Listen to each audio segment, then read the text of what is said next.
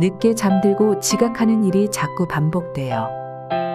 공공기관 근무 중인 30대 직장인 채채님의 사연. 안녕하세요. 고민하다 용기 내어 사연을 보내요. 저는 불화가 심한 가정에서 자랐고 10대 시절 부모님의 정신적, 신체적 학대로 우울증과 불안 장애를 진단받았습니다. 최근에는 성인 ADHD로 보인다는 의사의 진단을 받은 적도 있고요. 문제는 아침에 잘 일어나지 못해 근태 관리가 안 된다는 거예요. 지각이 잦고 무단결근을 한 적도 있어요. 여러 번 다짐해도 반복되니 자책도 심하고 스스로도 지칩니다. 문제에는 여러 원인이 있을 텐데 과중한 업무와 잦은 야근, 상사와의 갈등에 겹쳐 최근에는 사업장에서 사고가 생겨 대응해야 할 일이 생기기도 했어요. 스트레스가 가중되어 주말에는 무기력하게 지내기 일쑤였습니다. 제가 제어할 수 있는 범위를 넘어선 느낌이에요. 잠을 못 자는 게 아니라 자기가 너무 싫고 그래서 늦게 잠들고 다시 지각하는 일의 연속입니다. 일찍 자면 되는 거 아니냐 말하는 사람도 있겠지요. 저도 정말 그러고 싶어요. 집에 가면 휴대폰을 쓰지 못하도록 잠가버리는데 그러면 태블릿을 꺼내서 유튜브를 봅니다.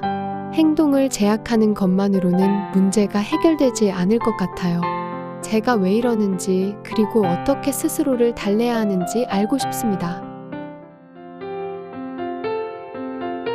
안녕하세요, 사연자님. 내가 제어할 수 있는 범위를 넘어선 느낌이라는 표현에서 현재 괴로움이 얼마나 큰지 알 수 있었어요. 상황을 벗어나고 싶은 절실함이 느껴져 마음이 아팠습니다. 오늘의 상담이 사연자님의 마음을 이해하는 데에 도움이 되기를 바랍니다. 아침에 매번 못 일어나면서도 일찍 잠드는 게 어려운 이유는 무엇일까요? 잠들기 전 눈을 감고 있을 때 올라오는 수많은 감정들을 경험하는 게 너무 힘들기 때문일 거예요. 혼자 있을 때 느껴지는 황망함, 공허함, 외로움, 이 감정들이 밀려오는 것을 감당하는 게 어려운 일이었을 겁니다. 내면에서 엄청난 재난이 일어나고 있었던 거예요. 스마트폰이나 태블릿을 사용하는 게 더 안전하게 느껴졌을 거예요. 그럼에도 불구하고 내일을 위해 의지로라도 잠을 자야 하는데 자신을 제어할 에너지가 바닥나 있어 그마저 어려운 상황으로 보여요. 사람의 의지력은 한정되어 있는데 사연자님은 이미 다 소진한 상태로 보입니다. 자신을 돌볼 에너지가 매일같이 바닥나는 이유는 무엇일까요? 무의식적으로 스트레스와 두려움을 소화하는 데에 에너지를 모두 써버려서 다른 일을 하는 데에 쓸 에너지가 남아있지 않은 것이지요. 뇌의 편도체는 두려움과 연관된 중요한 부분이에요. 사연자님의 편도체가 지나치게 활성화되어서 심리적 연료가 계속 새고 있는 게 아닐까 싶어요. 그래서 심리적으로 많은 에너지를 소비하고 있는 것이지요. 이는 어린 시절의 상처와 아픔에서 비롯된 것으로 보입니다. 가정불화와 학대 경험이 있다고 하셨는데요. 이로 인해 어린 시절에 큰 두려움과 외로움을 경험하지 않았나 싶어요. 특히나 당시에 그런 사연자님을 이해해주는 존재가 없었다면 혼자서 그 감정을 감당하기는 무척이나 어려웠을 거예요. 어린 시절 소화되지 않은 큰 두려움과 그 두려움을 오롯이 혼자서 감당하던 외로움이 사연자님의 마음 깊은 곳에 자리하고 있을 수 있어요.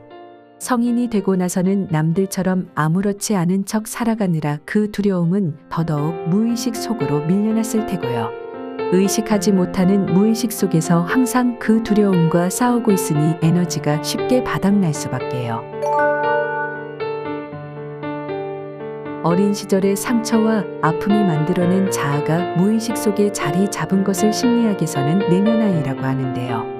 어린 시절 해결하지 못한 감정과 이슈가 해소되지 못해서 성인이 된 이후 대인관계 문제와 정서적 고통으로 이어지게 되는 것이지요. 이런 과제를 해결하기 위해서는 내면아이를 돌보는 것이 중요합니다. 아물지 않은 과거의 상처를 회복하면서 자연스럽게 성장하고 성숙해질 수 있어요. 사연자님의 두려움을 온전히 이해하는 것이 중요합니다. 아마도 자신이 못 보고 있는 혹은 보지 않으려 하는 큰 부분이 있는 듯합니다. 스스로에게 내가 가장 피하고 싶은 상황이 무엇이지?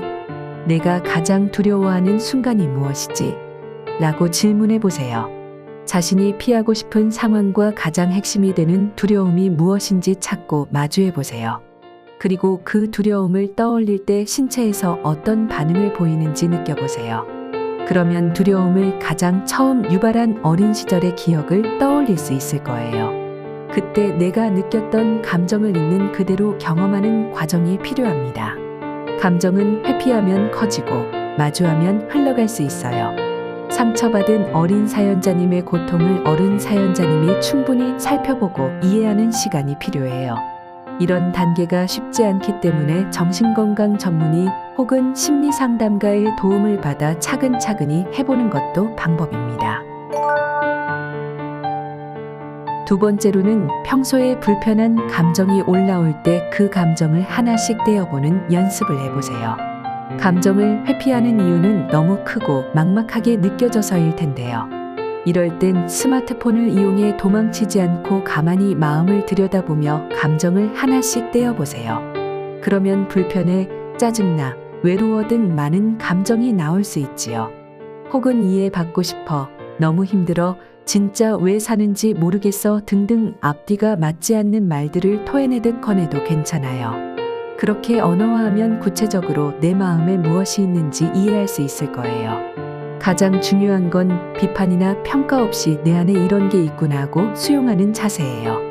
그게 바로 내면 아이가 어린 시절 받지 못한 공감을 해주는 행위이지요. 이 과정을 반복하다 보면 불편한 마음과 감정을 회피하지 않고 소화할 수 있다는 자신감이 생길 거예요. 그러면 불필요한 에너지 낭비도 막고 자신을 돌아보고 조절하는 것이 한결 수월해질 거예요.